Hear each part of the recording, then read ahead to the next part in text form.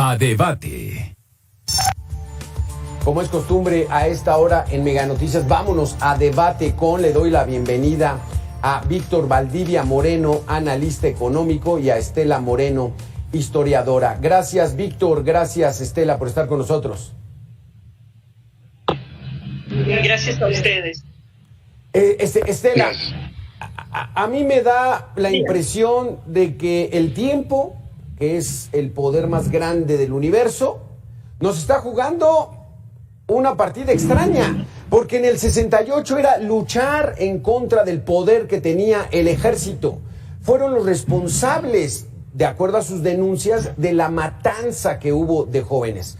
Estaba yo reseñando que los periódicos de aquel entonces daban la cifra de entre 29 y 34 muertos en la Plaza de las Tres Culturas. Vayamos a ese punto. ¿Cuánta gente murió ahí en Tlatelolco? Bueno, en realidad no sabemos, porque hay medios que dicen que únicamente fueron de 20 a 34 jóvenes los muertos. Sin embargo, existen otras tipo de evidencias donde se cuentan entre 300, 350 muertos. Realmente no se tiene la cantidad, es decir, que no sabemos realmente cuánta gente murió. Porque no nada más, hay que recordar que no nada más murieron estudiantes, hay que recordar que gente del pueblo que estaban en esa marcha también fue acribillada, desgraciadamente. Simplemente tenemos hay películas del movimiento donde se retrata a los soldados tirados de panza, perdón de ustedes, tirados de panza, y están ellos moviendo a la gente, y mucha gente sale corriendo. Vemos a señores, a señoras con criaturitas, con niños, jovencitos que salían de secundaria, jóvenes de preparatoria, en fin, amas de casa que salían a esperar a sus hijos o a sus hijas, y muchos de ellos también fallecieron. Realmente no hay una cifra oficial que nos diga la cantidad, más bien una cifra real de las personas que fueron acribilladas en ese día. Porque ahí, ¿qué pudiéramos recordar, Víctor? Son escenas verdaderamente dramáticas. Está el mitin normal en el segundo piso del edificio Chihuahua, los oradores, y de repente las famosas bengalas que se lanzan desde la iglesia o desde el piso, y entonces es la entrada del ejército. Y el ejército en aquel entonces dice, es que nos empezaron a disparar y por eso empezamos a repeler los disparos. Esa fue la justificación, y ahí cayó mucha gente muerta, Víctor. Es que aquí el problema que hay en la historia, curiosamente, la primera persona, lo que sí sabemos es que la primera persona que cayó en Tlatelolco, en la plaza, la primera persona que recibió un tiro fue el comandante del batallón Olimpia. Él fue el primero. Y prácticamente casi lo matan, casi le dan el pecho, se lo terminan llevando al hospital, y ahí el ejército entra en desbandada. Inclusive cuando vemos las películas que comentaba la maestra Moreno, ahí podemos ver perfectamente muy bien esta desbandada que en algún momento se va, este caos inicial. Y la narrativa que tenemos de todos los participantes es precisamente de esta cuestión caótica de empezar de ser un todos contra todos. Ahora, había francotiradores en las azoteas del edificio Chihuahua, en las azoteas del convento de Tlatelolco, también había gente en Relaciones Exteriores. Nota, había gente que estaba grabando película desde Relaciones Exteriores. Esto está muy bien documentado. No sabemos dónde quedaron todas las películas, por desgracia. Ojalá que algún día aparezcan. Y estos francotiradores y estos tiroteos que se dan a mansalva van contra la gente, contra los civiles y contra los militares. También hay militares heridos. Y sí tenemos a muchos militares que al mismo tiempo están disparando no contra la masa, sino contra el edificio. Y tenemos francotiradores que están disparándole a la masa. Se ven perfectamente bien cómo de distintos departamentos hay fuego de metralla. No estamos hablando de que saquen rifles a jugar tiro al blanco, sino metralla abierta sobre toda una masa completa. Por eso también no sabemos cuántos muertos hay o heridos, porque empieza la gente a correr, empiezan las balas a caer, y esto se convierte en un caos tremendo. Pero los estudiantes, Víctor, han argumentado pues que ellos no estaban armados, y pudiera ser la lógica. ¿Quién empezó a dispararle a los militares y por qué los militares empezaron a repeler a quién? el secretario de Defensa de aquel entonces, Marcelino García Barragán. ¿Quién dio la orden para que se reventara ese mitin que estaba tan solo a 10 días de la inauguración de los Juegos Olímpicos, que muchos establecen que ese fue el motivo ya para terminar de tajo con un movimiento que le estaba dando mucho problema? Vamos a tener que hacer una pequeña pausa de 2 minutos, Estela, Víctor. Regresamos con este tema que es muy apasionante. Gracias. Víctor, gracias, Estela. Estela, vamos a recuperar rápido lo que pasó. ¿Qué tenía que estar haciendo el ejército mexicano, elementos del ejército, en un mitin estudiantil? Desde mi punto de vista como historiadora, nada. Se supone que el ejército lo mandaron para controlar a las masas, y lo único que pasó fue que reventó efectivamente el mitin, pero ¿de qué manera? A balazos. A mí me tocó estar en una manifestación, precisamente, yo le comentaba al maestro Valdivia que yo iba a cumplir 15 años el 8 de septiembre de 1968. Y resulta que fuimos mi madre y yo a recoger mi vestido de 15 años. Y ahí me tocó ver la ocupación del Zócalo. Yo nunca en mi vida había visto un tanque de guerra, una tanqueta, al ejército armado. Lo había visto, pero en el desfile del 16 de septiembre, pero nunca en vivo y a todo color. Sin embargo, la actitud de los soldados era una actitud amenazante, era una actitud que realmente a nosotras, las mujeres de esa época, nos causó miedo en ese momento. Recuerdo muy bien que estábamos nosotros en 20 de noviembre, salimos, fuimos hacia el Zócalo, nos regresamos de ver esa cosa tan fea de las miradas de los soldados, y nos regresamos, nos metimos a la tienda, ahora son boutiques, nos metimos a la tienda y ahí nos esperamos hasta que pasara todo el movimiento, y llegó un familiar por nosotros, también, cosa de risa. Mis chambelanes pertenecían al Consejo Nacional de Huelga, que fueron unos 15 años con vals, pero sin chambelanes.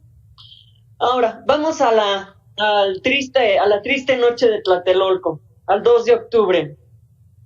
Realmente, a mí me tocó conocer en persona al comandante de la Fuerza Armada, que era un capitán del ejército, no recuerdo si era capitán o coronel, pero era de los paracaidistas. Y yo le pregunté, lo conocí por gajes del oficio, lo conocí muchos años después en una boda, y yo le pregunté, ¿qué estaba usted haciendo en Tlatelolco? Y me dijo, recibí la orden de ir a proteger, no dieron la orden de atacar. Sin embargo, él fue el primero que cayó herido, inclusive hasta fue cosa curiosa, ¿no? Porque en plena boda me enseñó donde tenía su balazo, donde recibió la primera bala, y el ejército, al no tener comandante, pues se desbalagó. Pero si analizamos las películas que hay, podemos notar perfectamente bien cómo entra el ejército en desbandada, cómo corre en desbandada y está protegiendo al pueblo, a la gente que estaba ahí. Y los que estaban, los mentados señores del guante blanco, los del guante blanco, los que traían la insignia blanca en la mano, eran los que estaban disparando, y le disparaban a todo lo que se moviera, y atacaron los edificios. Hemos visto varios, el maestro Valdivia no me dejará mentir, hemos visto varias películas donde la gente que vivía en esos edificios mostraban balazos en los refrigeradores, en las estufas, en las casas, en los carros, y realmente, ¿qué pasó? Mataron a todo lo que se movía. Inclusive también en una ocasión pude conocer a González de Alba, que en paz descanse, y él me hizo un comentario, porque yo pregunté, ¿por qué? ¿Qué motivó este movimiento? Y él, su plática fue, señora, le recuerdo que fue un parteaguas en la política actual. Sí, pero ¿qué lo motivó? Y me decía él que eran jóvenes influenciados por el contexto internacional. Y desde mi punto de vista como historiadora, que es mi segunda licenciatura, yo pienso que Echeverría le faltaban puntos y utilizó el movimiento para poder lograr llegar al poder. Sin embargo, les voy a hacer un comentario, que en esta segunda licenciatura yo la terminé precisamente cuando empezó la pandemia, o sea, yo ya siendo una persona adulta. Y mis compañeros de generación, mis compañeros de clase, me preguntaban mucho de Tlatelolco, porque yo les decía, a mí me tocó vivirlo. Yo estaba en primer año de preparatoria y yo veía los movimientos. Tuve tíos que fueron detenidos, hermanos de mi madre, tenían vigilancia en la casa de mi abuelo, en fin, todo ese embrollo que hacía que fuera una película, que en muchas ocasiones esa película era de miedo, realmente lo vivimos. Muchos mexicanos teníamos miedo de salir a la calle. Sí. Les digo, yo fui a recoger mi vestido de 15 años para mi fiesta y ya no queríamos salir. Es claro. Más, yo le propuse a mi mamá que se quitara la fiesta, que no hubiera fiesta. ¿Por qué? Que estas porque imágenes son impresionantes, profesora Estela, son impresionantes como todos los que estaban en el mitin a correr y vemos cómo llega el ejército a ocupar la explanada y entonces todos a correr y ahí no lo escuchamos, pero están corriendo por el impacto de las balas, Víctor Valdivia. Entonces, ¿cómo lo podemos entender, Víctor, esta acción del ejército el 2 de octubre? Y deja correr este video, velo bien, vas a ver que empiezan a tirarse al piso. Inclusive vas a ver que hay gente que está disparando militares, están disparando al edificio y están haciendo que la masa salga por el lado norte de Tlatelolco. Mientras ellos se enfrentan a tiros con con la gente del batallón Olimpia de Guardia Blanco, que están disparando las azoteas. Y vas a ver que en algunas tomas, y precisamente esta que estás mostrando, tienes a soldados cubriendo a población civil. Aquí lo que tienes es un fuego cruzado, y lógicamente, y eso pasa en todo el mundo, cuando tienes tanta gente y empieza este tiroteo de fuego cruzado con un grupo que no sabe quién le dispara y otro que le está disparando a todo lo que se mueva, la cantidad de caídos y heridos que vas a tener. Claro, pero en estas fotos, por ejemplo, Víctor, en estas fotos el ejército tiene a todos los detenidos, sí. Y luego se los llevaron al campo militar número 1. Sí, porque aquí automáticamente el ejército no sabe quién le está disparando y el ambiente de tensión que se vivía y lo que buscaba Fernando Gutiérrez Barrios, quien fuera de la Dirección Federal de Seguridad, que estuvo muy involucrado con esto, fue crear un supuesto tiroteo entre estudiantes y militares para poder tener la base, para poder hacer las detenciones y acabar con el movimiento de golpe, deteniendo a todos los líderes, pero se les fue de las manos y lo que podría haber sido un pequeño tiroteo terminó siendo una masacre, un acto completamente brutal. El secretario de Gobernación era Luis Echeverría Álvarez, quien 2 años después sería presidente de la República. El presidente era Gustavo Díaz Ordaz, el secretario de la Defensa era Marcelino García Barragán, abuelo de Omar García Harfuch, quien está buscando la candidatura a la jefatura de gobierno de la Ciudad de México. Adelante, Víctor. Irónico, ¿verdad?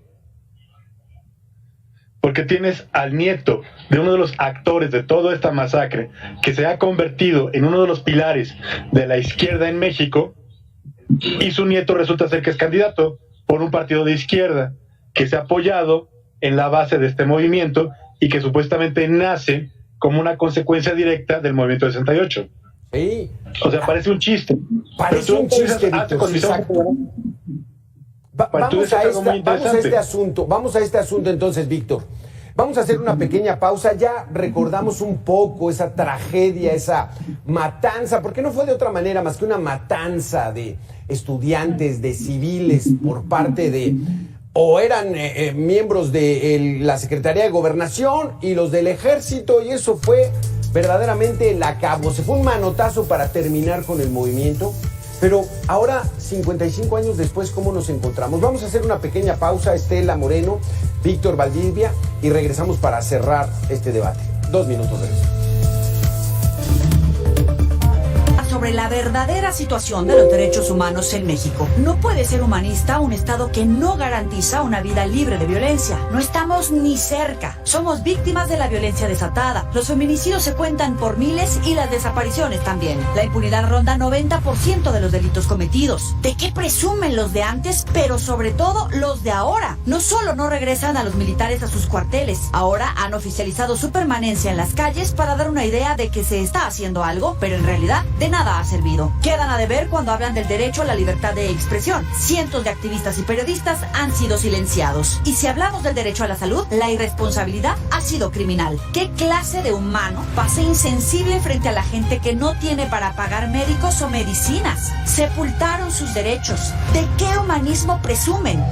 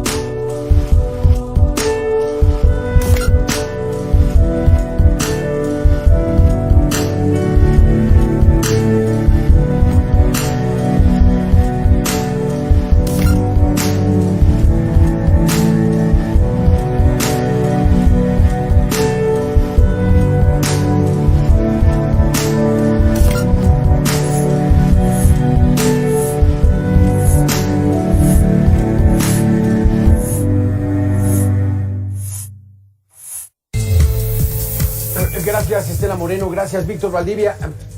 Creo que Omar García Harfuch tiene muy poca responsabilidad de lo que hizo su señor abuelo. Su padre, Javier García Paniagua, también, que fue miembro del PRI, dirigió al PRI.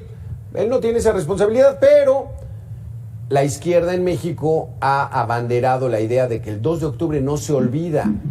Y ese no se olvida, lo resumiste muy bien, Víctor, esto parece un chiste. ¿Cómo está ahora del 68, que era muy cuestionado e incluso señalados como asesinos los elementos del ejército, ahora que lo tienen prácticamente todo, Víctor? Lo tienen todo. Vamos, es que nunca el ejército mexicano ha tenido tanto poder económico como ahorita.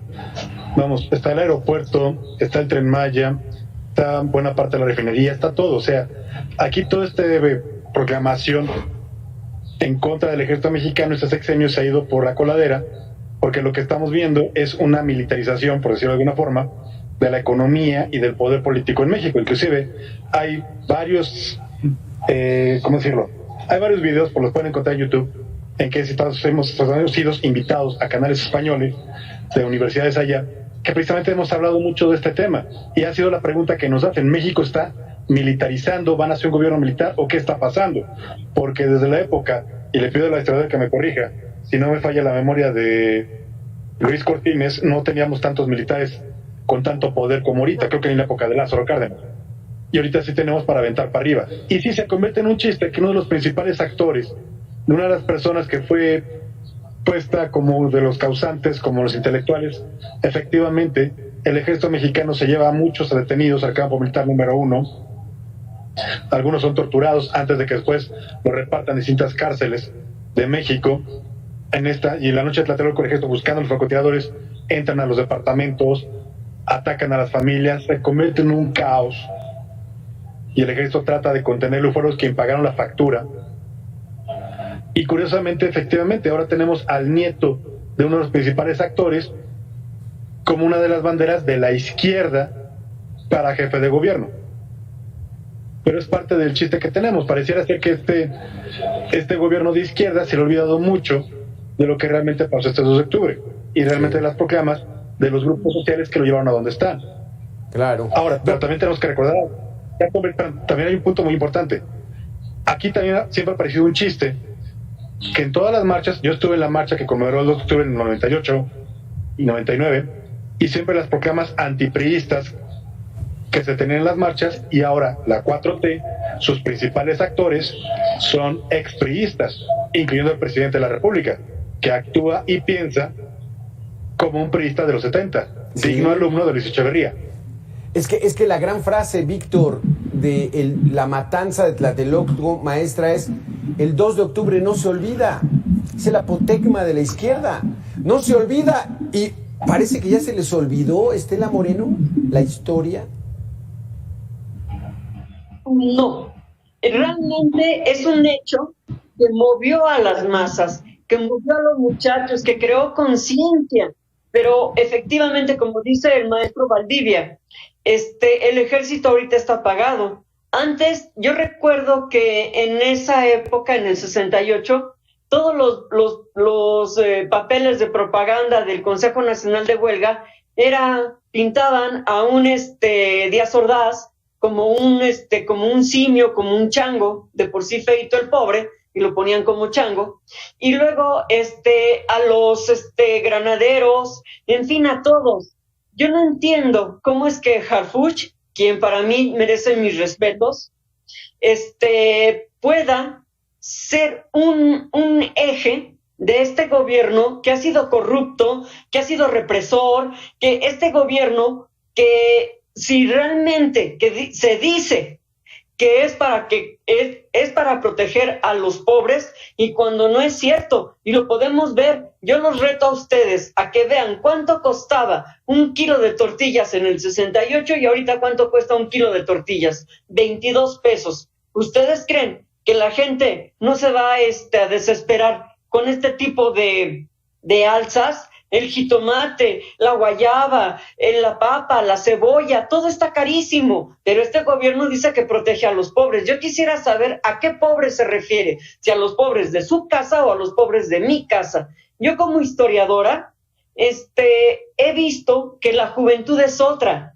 Yo estuve en la universidad en el 68, ¿no? En el 70, entré a la facultad de contaduría y me recibí, y ahorita que volví a regresar a estudiar a mis hermosos 60 y más, es otra juventud. Ahorita ya los muchachos ya no se van con el cuento con la ilusión de que vamos a ser marxistas, vamos a ser de izquierda. No es cierto. Yo soy de las personas que afirman que ese tipo de izquierda que quiere manejar a Andrés Manuel no existe, porque Andrés Manuel, él dice que nada más trae 100 pesos en la bolsa. Yo no le creo. ¿Ustedes le creen? Yo no. ¿Por qué? Porque vemos su nivel de vida. Él dice que quita los pinos para irse a vivir al Palacio Nacional. ¿Qué más lujo quiere? Yo me pregunto, si no es un lujo vivir en Palacio Nacional. Aquí Víctor Valdivia. Y es que apenas Claudia Sheinbaum, que es la aspirante principal de Morena y que tiene muchas probabilidades de ser la próxima presidenta, hablan del 2 de octubre. Lo mismo López-Gatell, no sé si tenemos ahí el sonido listo. No lo tenemos. Entonces, Víctor, híjole, como dice la maestra Estela, pues ¿cómo creerles que ahora digan, pues el 2 de octubre fue un parteaguas, fue el cambio de la sociedad, y que ahora pues al ejército le den todo, ya le dieron el Tren Maya completito con todas las ganancias, y es que va a tener ganancias, la administración del aeropuerto, como bien dices, toda la seguridad pública la tiene, las aduanas, en fin, pareciera que años después del 68 era impensable que pudiéramos llegar a este punto. Estamos aquí, Víctor. Hace más falta ahorita, por ejemplo, en algunas comunidades de Chiapas, Zacatecas y Michoacán, donde el narco está ocupando el lugar del Estado. Pero bueno, es parte de lo que estamos viviendo. Sí, efectivamente, aquí tenemos un pequeño problema. El 68 se convirtió en un mito. Y podemos hablar durante horas que en cuando a veces la historia se mitifica y llega a tener vida propia más allá de los hechos históricos.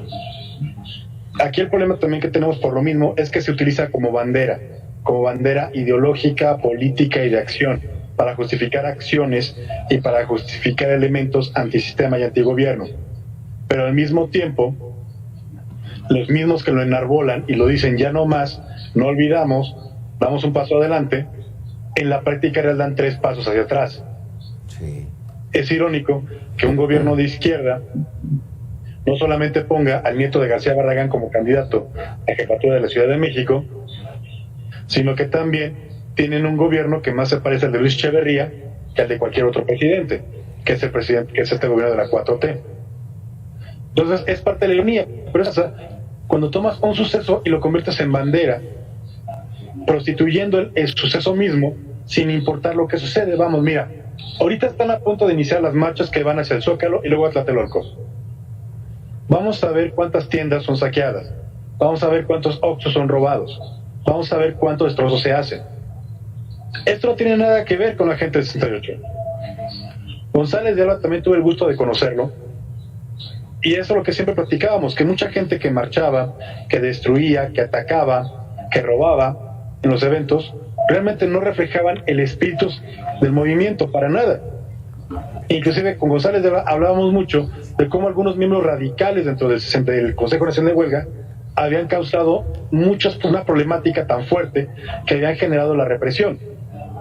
Del evento que hablaba la maestra Moreno de sus 15 años, fue una de las piezas más radicales, pues Sócrates, se fue el apellido, Sócrates Lemus, el que sube y el que propone que se queden en el Zócalo hasta que llegue el presidente y los atienda. Una propuesta estúpida y radical hasta el día de hoy. De lo más tonto que se pudo haber dicho. Pero por el calor de la masa, por el calor del momento lo toman. Y esto va a hacer pie a que salgan las tanquetas y todo el suceso que platica la maestra. Sí. Que hay que entenderlo perfectamente bien, que también es parte. No puedes entender Tlatelolco sin entender lo que están hablando. Claro. Al mismo tiempo... Vamos a escuchar, Víctor, a uno de los aspirantes a la jefatura de gobierno de la Ciudad de México, muy cercano al presidente de la República, protegido incluso por el presidente de la República, cómo se refiere al 2 de octubre del 68. Escuchemos. Hoy es 2 de octubre de 2023, 55 años desde el movimiento estudiantil de 1968. 2 de octubre no se olvida. 2 razones importantísimas. Primero, nos recuerda que reprimir al pueblo y sofocar el descontento es una atrocidad inaceptable. La sangre derramada, las vidas perdidas no deberán repetirse jamás por actos de represión de gobiernos autoritarios. Segundo, el movimiento estudiantil de 68 fue un punto de partida para el logro de una sociedad en busca de libertad, de justicia social, de democracia. Esto es lo que nos mueve hoy a humanizar nuestra vida diaria. 2 de octubre no se olvida. Estela Moreno, tu opinión al mensaje del joven Gatell. Bueno, yo le quiero hacer 2 preguntas al señor Gatell, porque para mí no es doctor, es el señor Gatell. El señor Gatell ¿nos puede dar la cantidad de muertos reales que hubo por la pandemia del COVID? En primera. En segunda, ¿me puede explicar la falta de medicamentos que hay en los hospitales? ¿Me puede explicar por qué? Si una facultad de medicina que tiene la UNAM tan grande, con una población tan grande de estudiantes de medicina, están siendo rechazados y tenemos cubanos a diestra y siniestra, cubanos, venezolanos, hondureños, por favor, y están en los mejores hospitales que tenía México. Digo tenía, porque yo tuve que llevar a mi hijo a que lo operaran de emergencia, a un hospital porque se le reventó el apéndice, y resulta que en nutrición el doctor que me atendió era un hondureño o venezolano, y me dijo, su hijo está crudo, lléveselo a otra parte. Cuando mi hijo no toma, y lo que tenía era se le había reventado el apéndice, y me voy me manda a otro hospital, me voy al otro hospital, y me recibe una cubana y me dice que no, que me vaya a ver a dónde, porque ahí no lo pueden atender después de 3 o 4 horas de estar esperando. A ver, yo sí le suplico al señor Gatell que me explique primero esas situaciones para poder creerle lo que dice. Ahora, porque yo no le creo. Yo he ido a farmacias a preguntar por medicamentos de los más básicos y resulta que no los hay. ¿Cuántas personas que van al ISSSTE o que están en el Seguro Social no les surten sus medicamentos? Y no me pueden decir que no, porque a una de mis alumnas tenía un dolor muy fuerte de cabeza y después resultó que era un problema cerebral y fue al Seguro Social y le dieron 3 paracetamoles. Yo quisiera saber si eso es un medicamento para un problema de cerebro. Sustentado, maestra Estela, un discurso, una narrativa en las mentiras. Pero Víctor Valdivia, claro. Estela Moreno, ¿qué es lo que va a pasar? Pues ya lo veremos, porque nuestro pueblo a veces cree muchas cosas, pero desafortunadamente se nos acabó el tiempo. Maestra Estela Moreno, muchísimas gracias por todas sus opiniones y comentarios. Víctor Valdivia, también muchísimas gracias como siempre. Gracias por estar aquí en Mega Noticias. 2 de octubre no se olvida, pero parece que se está olvidando. Nosotros vamos a hacer una pequeña pausa de 2 minutos. Gracias a los dos por haber estado aquí.